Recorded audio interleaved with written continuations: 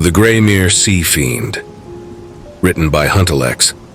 So grab your coffee, sit back, and enjoy the show. The North Sea wind lashed across the jagged cliffs as Alden Vexley stepped down from the rattling coach. He was a naturalist and junior member of the Linnean Society, arriving in the coastal village of Graymere. He was a tall gentleman of 35, bespectacled, with a notebook perpetually in hand and a leather satchel worn smooth from years in the field. The air was raw with salt and the stench of fish rot and kelp, the sky above a bruised smear of gray. Before him stretched the village of Graymere, a huddle of slate-roofed cottages and crooked chimneys leaning like drunks toward the wind. The village lay along a wind-scoured inlet, where gannets and puffins nested high in the cliffs and black-backed gulls scavenged among the shingle beach. He adjusted his spectacles and tightened his scarf. Behind him, the driver gave a grunt, tossed his luggage to the gravel, and left without a word. Alden stood alone. The village did not welcome visitors. Windows shuttered against the cold, offered no light. Children peeked from behind doorways only to vanish again when their parents pulled them back. The only motion was a black-backed gull picking at something limp on the beach. A bloated sheep carcass, throat torn, legs splayed like driftwood. Alden frowned. "Storm surge," said a thin voice behind him. Mrs. Fenwick, the innkeeper, stood at the top of a worn stone step. A severe woman with hair drawn tight beneath a bonnet, she offered no greeting, just a sharp nod and a key. "Room's warm. Supper at 6. Keep your window latched." He followed her inside, ducking beneath the low lintel. The inn smelled of coal, tallow, and damp wool. Above the hearth, a bleached whale's vertebra hung like a crown. Beside it, nailed like a trophy, was something more disturbing. A long, curved tooth, too large to be belonging to any carnivore native to the British Isles. "Found that up on Gullet Rock," Mrs. Fenwick said when she caught his stare. "Don't ask what it came from. Not if you want to sleep tonight." She left him with that and disappeared into the kitchen. Alden sat in his room that evening, his satchel of field books and specimen jars untouched. Instead, he watched the sea through warped glass. It churned restlessly against the rocks. Gannets wheeled far out beyond the foam. A sharp cry broke the air. Not gull, not seal, but something deeper. A bark? A roar? He didn't know. Below the window, villagers gathered briefly on the beach. They left a bundle tied with coarse twine on a flat stone, a fish carcass, a broken crab trap, and a tuft of sheep's wool. An offering. The wind carried their voices up to him in scraps. "Keep it fed. Not since Watson. Watch the tides."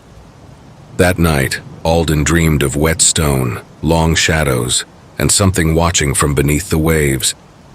The next day, Alden walked the cliffs, taking the chance to spot for common dolphins, otters, a couple of rabbits on the moor, and even some velvet swimming crabs hiding under the rocks. In the far distance, a dorsal slice of a basking shark. He jotted it all diligently, but nothing matched the tales he'd heard. So far, nothing. Later in the evening, he decides to get better acquainted with the locals by a chatting over a pint. The tavern, by the name of the Merry Seahorse, was little more than a driftwood box with ale and stout. Its sign, a blue seahorse with its prehensile tail wrapped around the handle of ale mug, and the fire inside spat more smoke than warmth. Alden stepped in just after dusk, chased by the bitter sea breeze and a rising sense of unease. Inside, silence fell. Not total.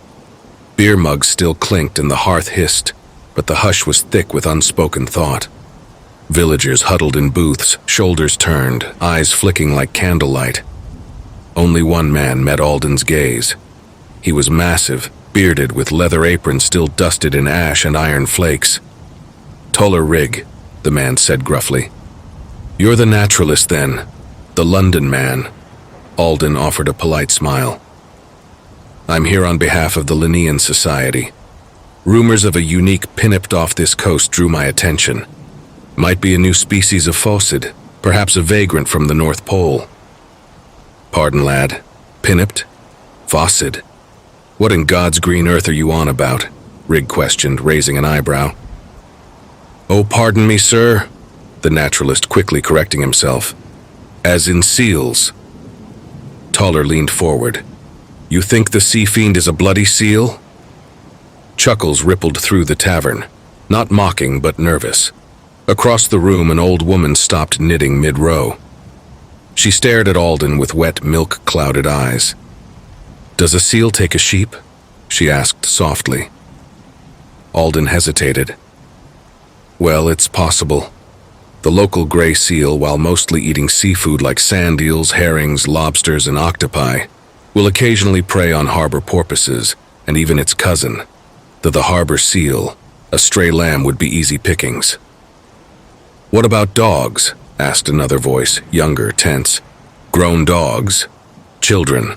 Asked the old woman. A hush fell again. The bartender spoke, quiet but clear. Last month, Elsie Crow's spaniel went out onto the shore after dusk. Next morning, she found his collar 30 feet up the rocks, snapped clean through. No body. Just a trail of wet drag marks back to the surf. The beast you're after goes by many names, Toller said. Seawolf, Surf Phantom, Poseidon's Hound.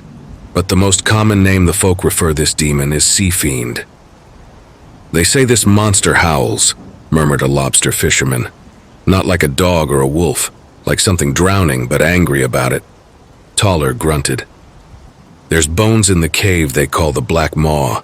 Some human, some not. All gnawed.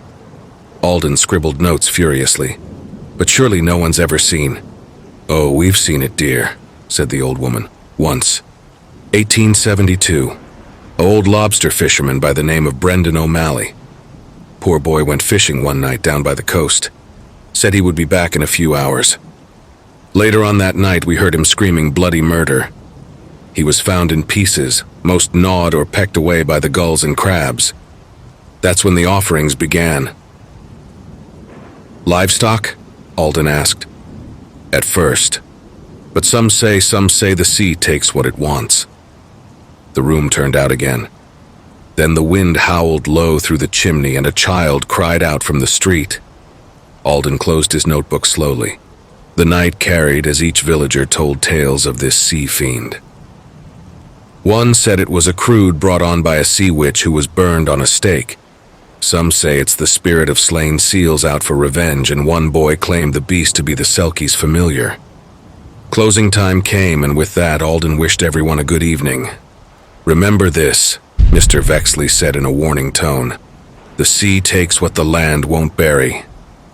That night, lying in his narrow bed beneath a ceiling streaked with salt and smoke, he watched his candle gutter and fade.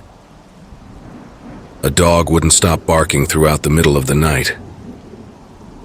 From the shingle beach, something answered. Far off over the waves came a deep, inhuman sound, a yawning roar that shook the panes.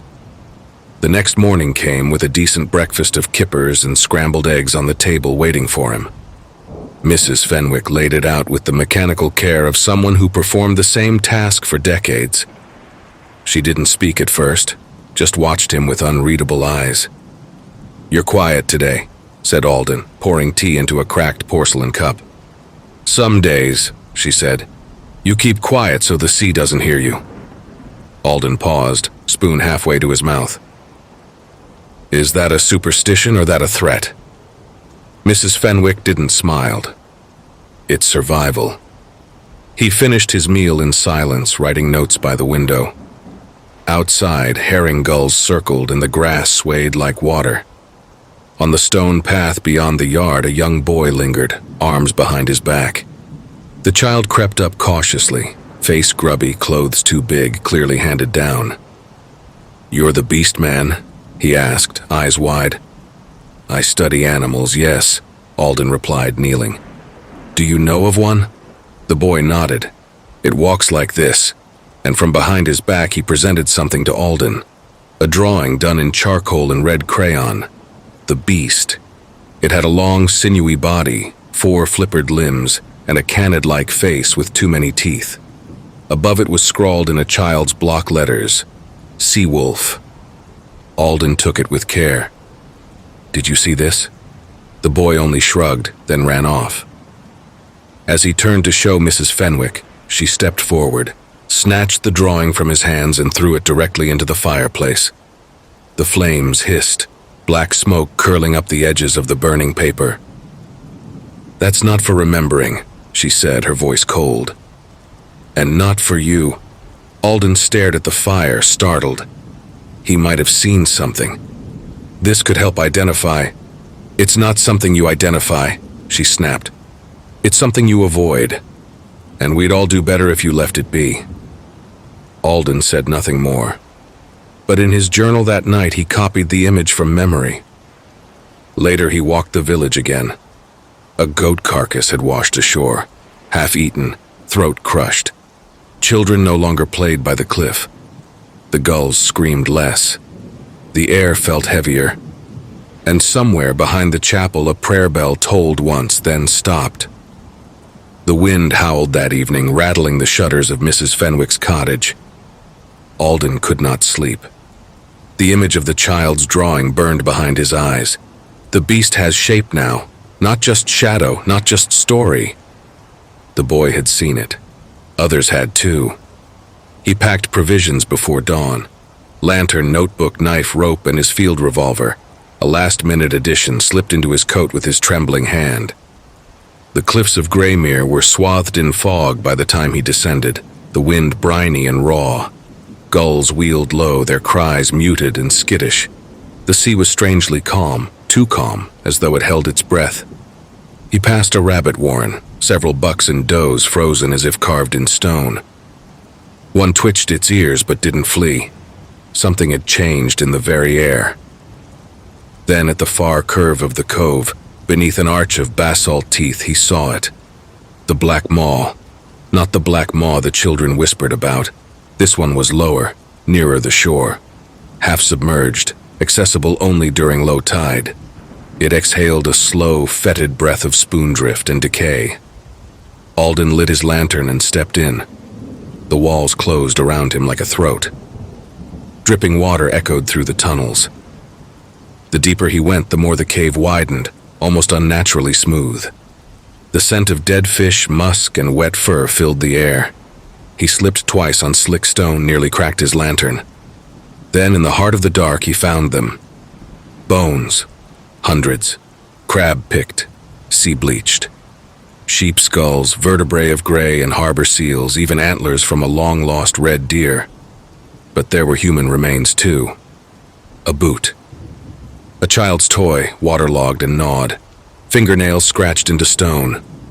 He crouched near a wall, running his hand across strange gouges. Not natural erosion, but something by claw marks etched in wide, sweeping arcs. Then came a sound.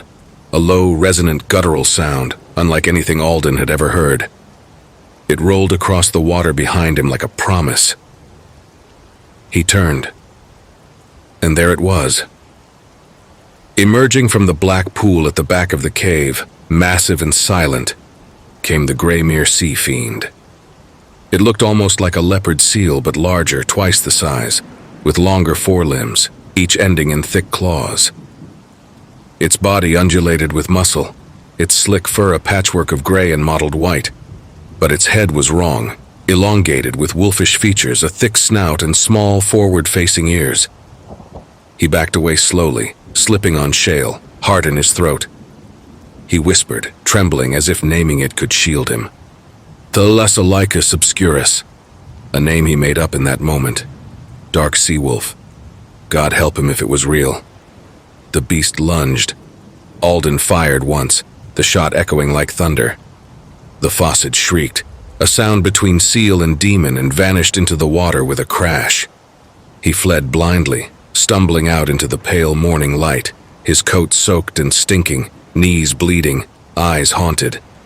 Back in the village, he tried to tell them. Toller refused to meet his eyes. Mrs. Fenwick slammed her door. Only the boy listened. He said nothing, just drew another picture. This time, the beast had eyes the color of a dying sun. That night, the church bell rang once, though no one pulled its rope. He was determined to go back. He felt obligated to as a man of zoology. The Graymere Sea Fiend must be documented for the name of science. That night, Alden's mind was filled with the image of that heinous beast that terrorized the coastline, Thalassolicus obscurus. This rather hostile variety of faucid seemed to have evolved a similar shape and a similar way of life to the leopard seal of the South Pole, though twice the size. Its body, thought similar, has a more robust and more canine-like head and longer, powerful clawed paddles, perhaps to help with dragging across the shingle beaches and slippery rocks. The teeth is similar to the leopard seals, with long, sharp canines for hunting and unusual tricuspid teeth. The coat is similar, mottled gray and white. This species is shown to be a hypercarnivore dining on a wide range of prey ranging from your typical fish, cephalopods and crustaceans to more meatier quarry like its cousins. The gray seal and the harbor seal, small cetaceans, birds including the eider and the sadly extinct great auk and land animals. The sea fiend perhaps occasionally wide near the tide pools and shorelines under the cover of darkness where, much like a crocodile waits for a zebra or a wildebeest, will it ambush deer, sheep, otters, domestic dogs, and the occasional Homo sapiens, if the beast is already accustomed to the flavor of this strange exotic meat. The beast seems to be a product of the last ice age where the glaciers of the late Pleistocene, sharing its home with other fauna like the walrus, the Arctic fox, the reindeer, and the polar bear. Evidence that the beast's zoogeography across the Arctic Circle is yet unknown. Likely enemies of the sea fiend includes the polar bear, the Greenland shark, if both species share the same distribution, and the orca, leaving the sea fiend below these three in the sense of the food chain. Much about the life cycle or behavior has not been documented, yet as many locals would choose not to observe the species, believing the sea fiend to be a creature of bad omen, no different than the kelpie or the hellhound of British folklore. This will all change tonight as I'll return back to the Black Maw with either a photograph or a specimen ready for stuffing. The wind was sharp and bitter when Alden descended the steps from Mrs. Fenwick's lodgings to the fog-draped village lane. A pod of bottle-nosed dolphins rode the waves as they hunted for mackerel and flounder. Gulls circled the church steeple like priests of carrion. The tide was pulling out, slow and deliberate. It would be low enough by nightfall. He had made up his mind. He stood in the center of the village square that morning, gathering what he needed from his travel chest. Thick rope, a fresh oilskin satchel, field knives, vials for tissue samples, and his revolver, now wrapped in oiled cloth.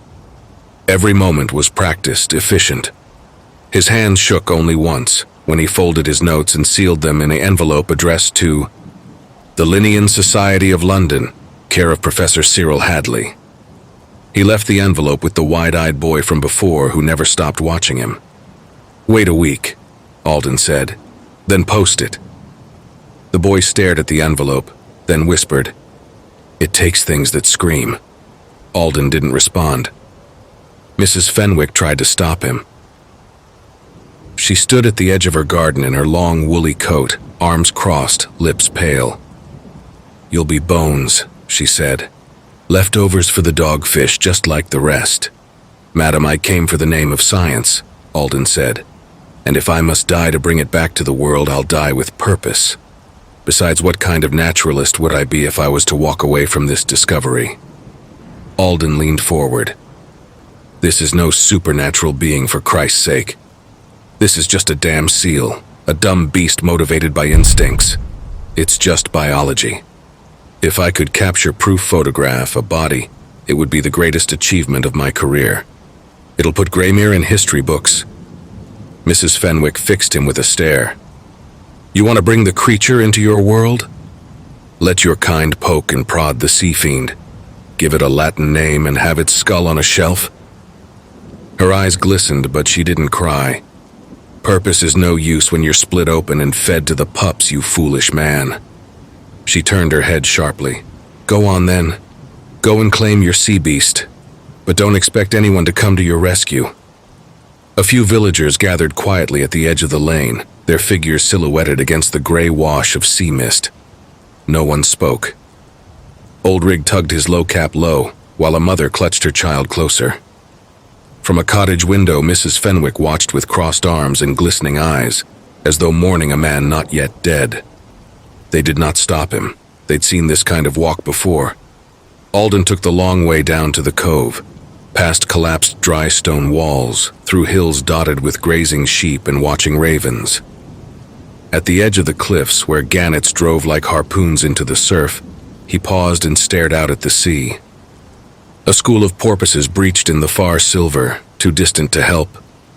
He muttered to himself, voice barely above the crash of waves. If I cannot name it, let me at least face it. The light from Alden's lantern painted the cavern walls in streaks of gold and red. The air was different now, warmer, almost humid, thick with the smell of the sea and musk. He carefully moved, stepping over slick stones and old bones. Each footfall echoed a warning too late. A snarl sounded in the dark, then a second, then a third, and Alden Vexley beheld them. Not one beast, but a colony. They emerged from the black like living tide pools, long slick bodies glistening with sea brine, fur matted with fish oils and sand. Their heads, grotesquely lupine, bared their teeth, both bulls and cows. Pups, still pale-eyed and slow, others vast, coiled around the cavern floor like sleeping serpents, and at the center stood the Beachmaster. It was massive, nearly 12 feet long, its body crisscrossed with scars, its blubbery chest heaving, as though the very act of existing was a war against gravity. His eyes glinted green in the lantern light. When it bellowed, the cave itself shook. The Sea Fiend. Alden whispered the name aloud, like a priest delivering his own last rites. He stepped forward. The Beachmaster did not charge. It watched, calculating. The others shifted, but did not attack. Alden realized then, they were curious. He raised the lantern. I see you, he said, voice trembling, and I will show the world. The Beachmaster lunged. The storm had passed by morning. On the cliff above Graymere Bay, Mrs. Fenwick and Rig the fisherman stood together looking down at the surf. The sea was calm now, as if nothing had ever disturbed it. Gannets wheeled overhead. The bell from the church told the hour. No body came back. But the tide brought up a pocket watch, the glass cracked, chain rusted. It lay in a bed of seaweed on the rocks, ticking faintly, impossibly. Mrs. Fenwick picked it up. She stared at the watch for a long time. Then she closed her fingers around it, pressed it to her heart, and turned from the sea. Rig lit his pipe. Poor fool, he muttered. They never listen. Mrs. Fenwick said nothing. She just stared at the water, where the waves met black maw. And if one listened closely, very closely, the wind almost sounded like a voice, not human, not anymore. Weeks later, in the polished chambers of the Linnean Society, Alden Vexley's letter finally arrived, edges salt-stained and the ink slightly run from its journey. It was opened by a junior secretary and passed along to Professor Cyril Hadley, who reads the contents with a slowly rising brow. Thalassolicus obscurus? Sea Fiend? A colony of them terrorizing a coastal village, no less? He gave a sharp, incredulous laugh and muttered, romantic zoological nonsense. With a flick of his hand, the letter was cast into the fireplace. The flames consumed Alden's final words before they could ever be published. No investigation was launched. A brief note was sent to the Vexley family in Surrey. Regret to inform you that Mr. Alden Vexley has disappeared and is presumed drowned during a private expedition to the northeast coast. No one from the society ever visited Graymere. And the sea kept its secrets.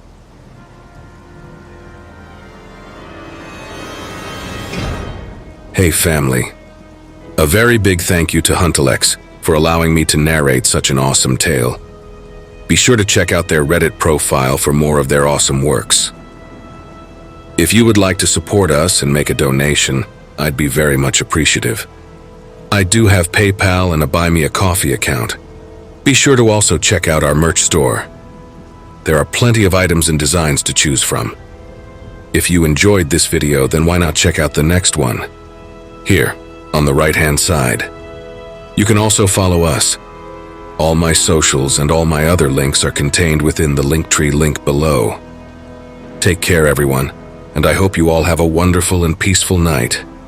And don't forget, where fear is, happiness is not.